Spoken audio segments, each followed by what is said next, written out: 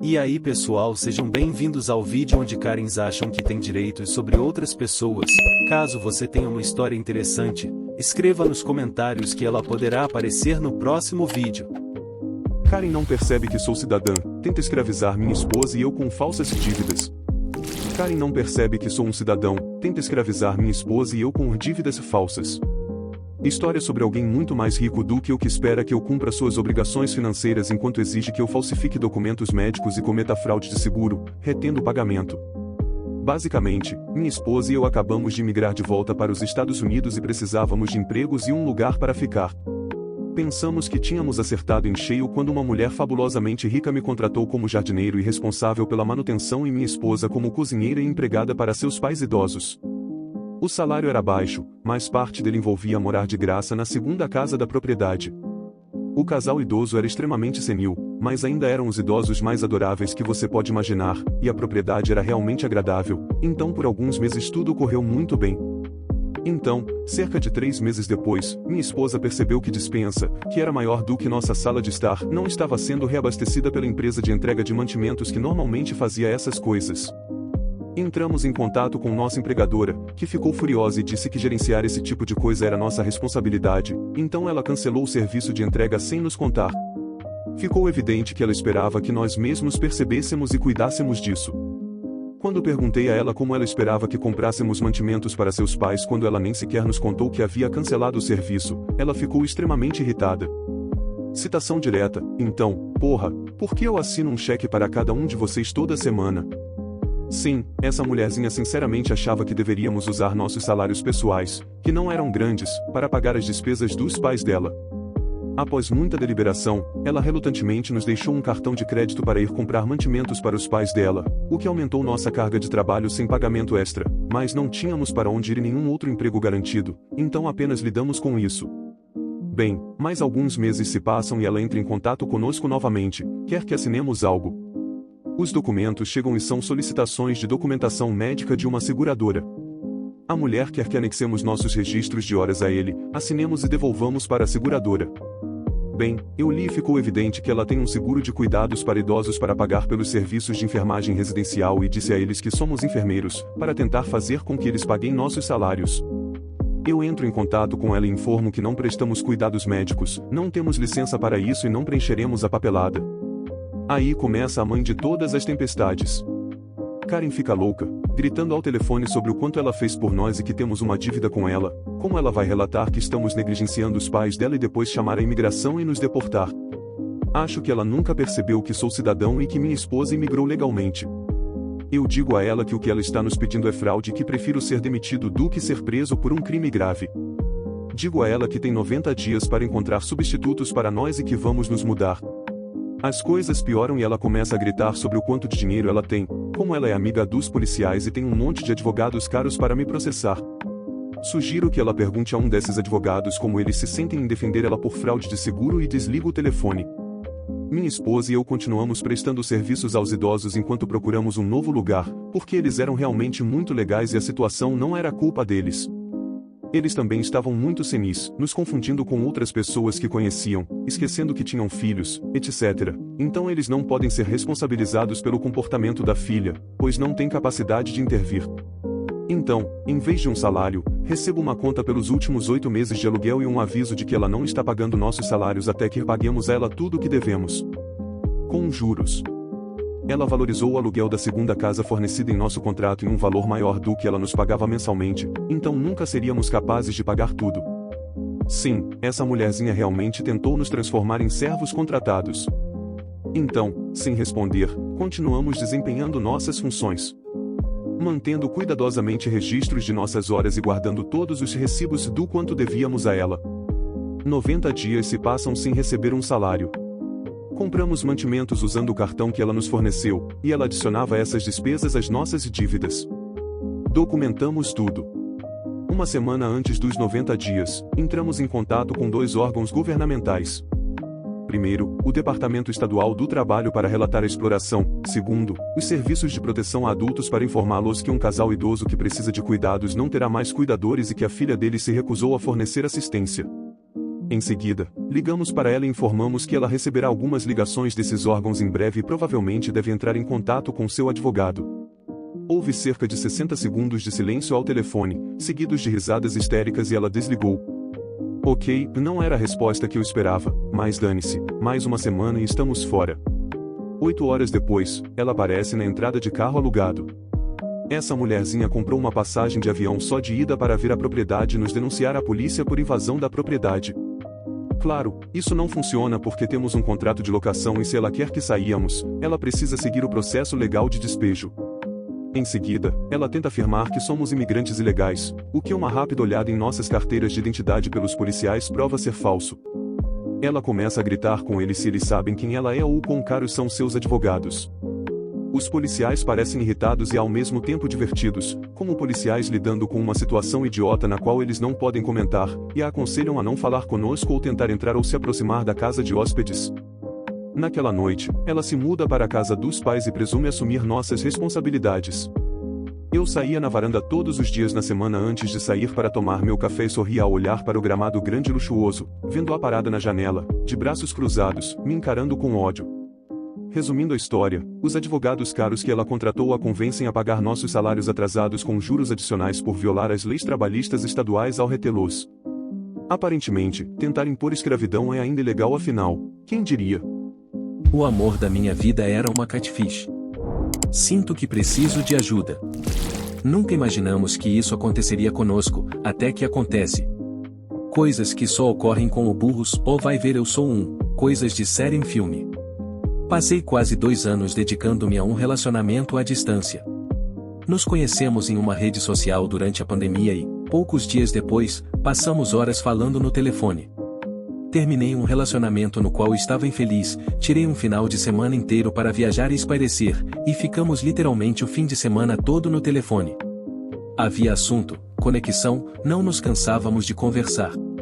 Tínhamos uma tensão sexual enorme, por mais louco que isso possa parecer. Ela teoricamente mora fora do país, as fronteiras estavam fechadas, então era compreensível que não pudéssemos nos encontrar. Nunca nos falamos por vídeo, apenas trocamos fotos e vídeos. Era como uma alma gêmea. Tínhamos os mesmos gostos, interesses e conteúdos. Ela trabalha no mesmo setor que eu, tem família no país em que morei durante o intercâmbio, fala os mesmos idiomas que eu, e mais alguns. Embora vivesse imersa no mundo corporativo, tinha uma alma livre e buscava algo diferente para si. Falávamos sobre economia, arte, música, filmes clássicos, Fórmula 1 e até jogávamos xadrez online. Há pouco tempo, passei quase 3 semanas em Bali, minha primeira viagem turística sozinho.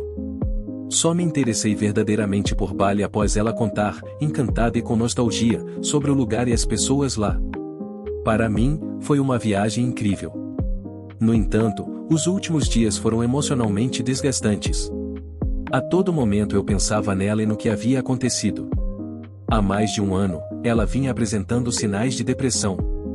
Disse que começou a tomar remédios e realmente mostrava mudanças de humor quando afirmava tê-los tomado. Quando brigávamos, ela tinha oscilações extremas de humor e parecia ter dificuldades em se controlar. Li sobre o transtorno de personalidade borderline e os sintomas eram parecidos. Ano passado, tentei de todas as formas fazer com que nos encontrássemos. Ela dizia não conseguir, por estar mentalmente muito mal dizia não conseguir mais se olhar no espelho, não se reconhecia mais. Comentava que não estava conseguindo medir as consequências dos seus atos. Eu não entendia o que queria dizer. Muitas vezes chorava no telefone. Tentei por quase 2 anos me dedicar a alguém que me fez sentir algo tão forte, algo que nunca havia sentido em outro relacionamento. Comecei a desconfiar cada vez mais e questioná-la. Quando eu tentava terminar, ela me manipulava emocionalmente, falava que queria se matar, que havia tentado suicídio. Tudo isso estava me afetando profundamente.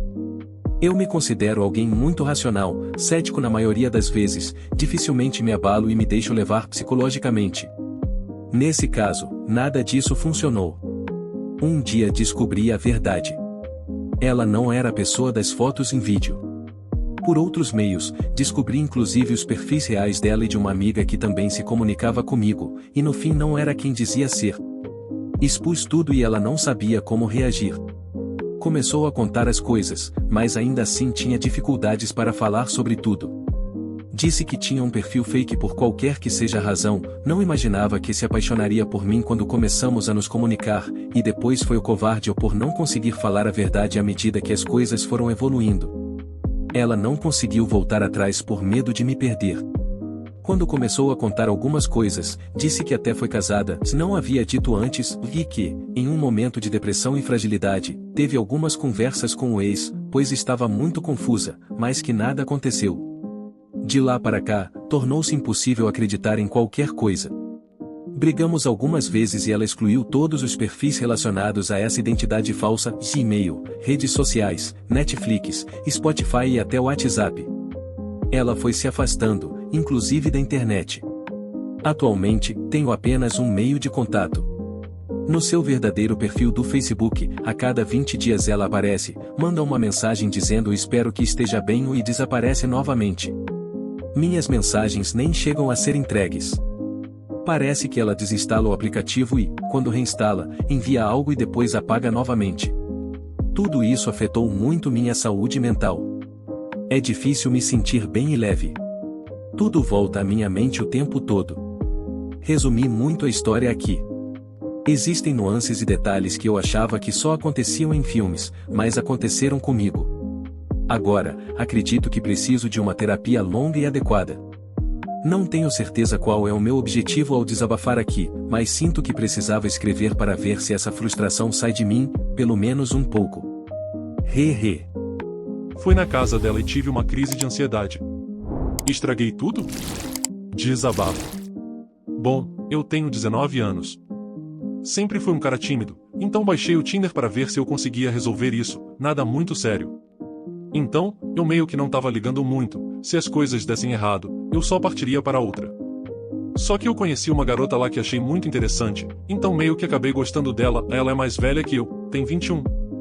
Desde então, começamos a conversar muito, todos os dias. Marcamos de sair, contei pra ela que sou muito tímido e ansioso. Mas as coisas rolaram bem e foi muito bom, consegui ficar tranquilo, dei meu primeiro beijo. Desde então, passou um tempo. Conversa vai conversa vem e ela me chamou para ir na casa dela, e eu topei. Eu imaginava que fosse ficar nervoso, mas pensei que as coisas fossem ficar tranquilas depois, como no outro dia. Mal consegui dormir, fiquei muito ansioso, me programei todo e mesmo assim consegui me atrasar alguns minutos. Não fui com a intenção de fazer nada com ela, queria aproveitar o momento e deixar as coisas acontecerem normalmente, inclusive nós combinamos de assistir algo na TV. O problema é que eu fiquei muito nervoso na hora, não quis comer nada. Ela me disse na hora que eu estava tremendo e minhas mãos estavam geladas, e eu não conseguia respirar direito. Enquanto assistíamos o filme, eu fiquei muito quieto e na minha, não conseguia olhar para ela direito, tentava falar com ela e começava a gaguejar e às vezes falar coisas sem sentido. Nem conversamos direito. Ela pausou o filme e conversamos um pouco.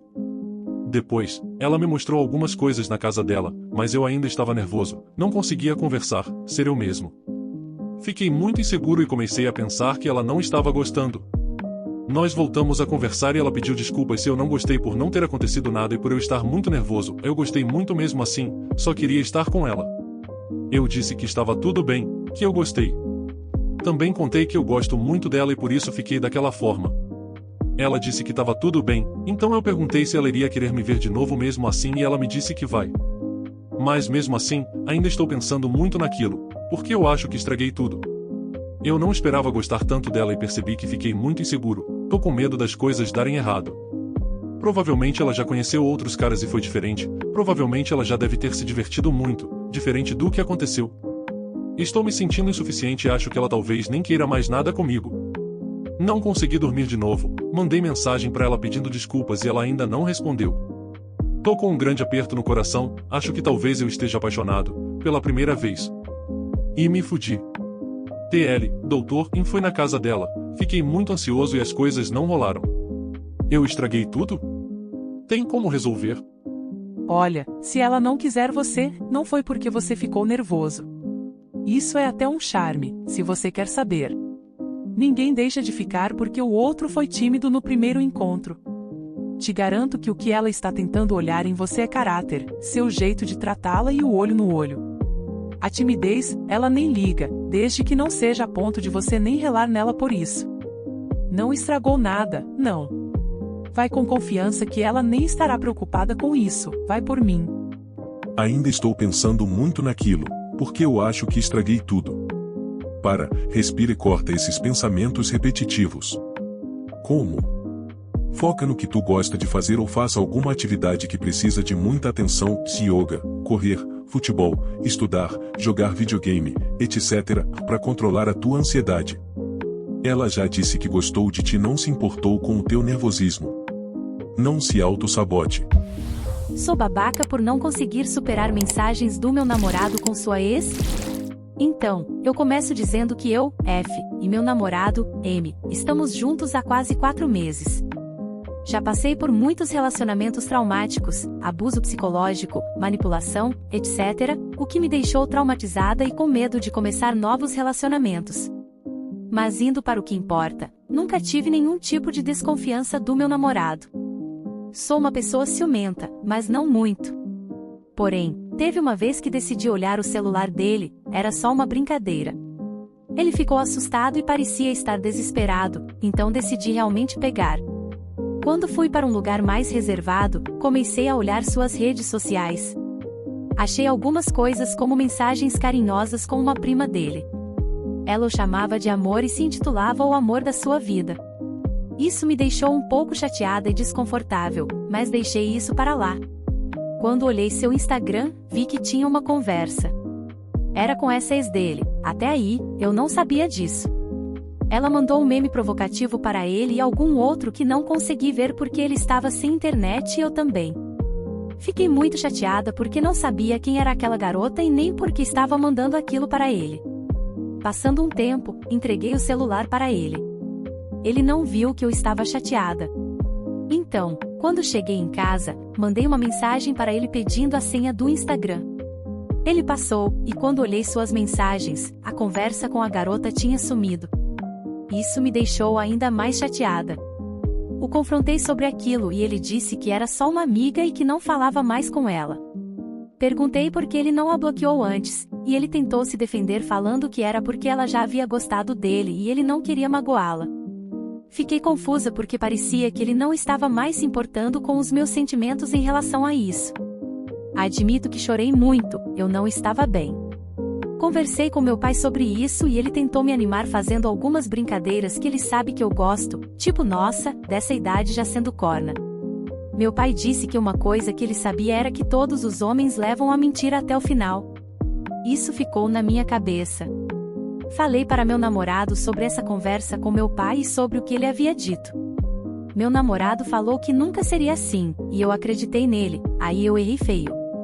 Depois de um tempo vasculhando o Instagram dele, achei umas coisas que ele falou para ela, aquelas caixas de perguntas.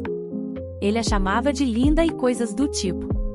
Então perguntei para ele se eles já haviam tido um relacionamento. Ele negou e disse que era apenas uma amiga. Então joguei o verde com ele, e ele admitiu. Disse que era a ex-namorada dele, mas que não falava mais com ela. Admito que meu mundo caiu, não sabia mais o que fazer. Ele se desculpou, pediu dezenas de desculpas e implorou pelo seu perdão. Eu sei que para vocês isso possa parecer um exagero, mas como disse, já passei por muitas coisas. Já fui traída diversas vezes, então para mim, apenas esconder algo de mim já é uma traição. Mas voltando à história, chorei horrores. Eu não estava conseguindo pensar com clareza, estava tomada pela raiva e agindo pela emoção. Eu sabia que ia falar coisas das quais iria me arrepender depois, então pedi um tempo. Ele aceitou de forma compreensível. Ficamos um tempo sem nos falar, até que eu pensei um pouco.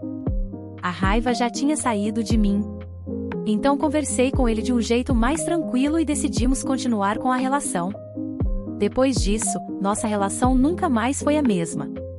Ainda não consigo ter total confiança nele e em suas palavras. Já desabafei várias vezes com ele sobre isso, e ele sempre tenta entender e ver o meu lado. Teve uma vez em específico que ele estava me elogiando. Eu não consegui aguentar e comecei a chorar pensando que ele poderia ter dito exatamente as mesmas coisas para sua ex. Falei isso para ele, e ele tentou me acalmar dizendo que isso era passado. Então eu disse, se ela é do passado, Porque você continuava com ela presente em sua vida. Então ele começou a chorar também. Depois disso, comecei a pensar que posso estar sendo um pouco exagerada e dramática. Talvez eu esteja sendo um pouco infantil em relação a isso. Então, estou sendo babaca? Quem não deve, não teme. Ele, com certeza, está escondendo algo. E sim, você não é a babaca por isso. Se as conversas sumiram, era porque sim, havia algo ali que não estava certo. Ele está tentando te manipular, usando os seus traumas passados como desculpa. Não haveria problemas em ele ter algum tipo de amizade com a ex, desde que ambos já tivessem superado ou até mesmo se ele te respeitasse. Ele não deve trocar mensagens provocativas com nenhuma mulher, até porque ele não é solteiro. Termine o relacionamento, pois a base de um relacionamento, a confiança, não existe mais. Será o melhor para você do que viver desconfiando de algo. Espero que você tenha gostado. Compartilhe, se inscreva no canal para não perder os próximos vídeos.